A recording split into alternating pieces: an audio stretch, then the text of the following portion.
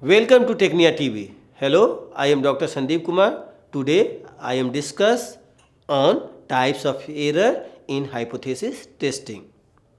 There are four decision alternatives regarding the truth and falsity of the decision we make about a null hypothesis.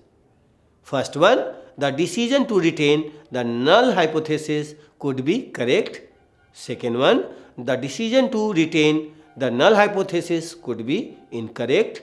Third one, the decision to reject the null hypothesis could be correct. The fourth point is the decision to reject the null hypothesis could be incorrect. In the following table, you will find four outcomes for making a decision. The decision can be either correct or wrong. Now, decision which is to retain the null hypothesis. When we decide to retain the null hypothesis, we can correct or incorrect. The correct decision is to retain a true null hypothesis. This decision is called a null result or null finding. This is usually an uninteresting decision because the decision is to retain what we already assumed, that the value stated in the null hypothesis is correct. For this reason, null results alone are rarely published in behavioral research. The incorrect decision to retain a null hypothesis. This decision is an example of a type 2 error or beta error. With each test we make, there is always some probability that the decision could be type 2 error. In this decision, we decide to retain previous notions of truth that are in fact false.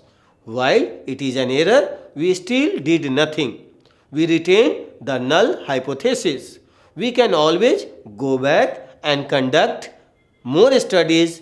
Type 2 error or beta error is the probability of retaining a null hypothesis that is actually false. Now, the second decision which is concerned about the reject the null hypothesis. When we decide to reject the null hypothesis, we can be correct or incorrect. The incorrect decision is to reject a true null hypothesis. This decision is an example of a type 1 error. With each test we make, there is always a type 1 error. A researcher who makes this error decides to reject previous notions of truth that are in fact true. Making this type of error is analogous to finding an innocent person guilty. To minimize this error, we assume a defendant is innocent when beginning a trial. Similarly, to minimize making a type 1 error, we assume the null hypothesis is true when beginning a hypothesis test. Now, there is a term type 1 error, which is probability of rejecting a null hypothesis that is actually true. Researchers directly control for the probability of committing this type of error. An alpha level is the level of significance or criteria for a hypothesis test. It is the largest probability of committing a type 1 error that we will allow and still decide to reject the null hypothesis. Since we assume the null hypothesis is true, we control for type 1 error by stating a level of significance. The level we set, called the alpha level, is the largest probability of committing a type 1 error that we will allow and still decide to reject the null hypothesis.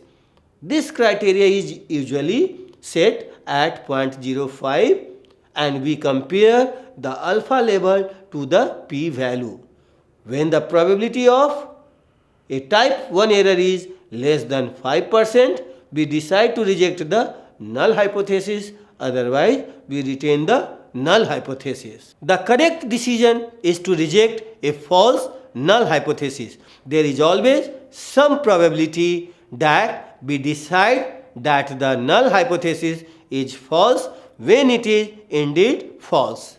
This decision is called the power of the decision making process. It is called power because it is the decision we aim for. Remember that we are only testing the null hypothesis because we think it is wrong. Deciding to reject a false null hypothesis then is the power in as much as we learn the most about populations when we accurately reject false notions of truth. This decision is the most published result in behavioral research. The power in hypothesis testing is the probability of rejecting a false null hypothesis.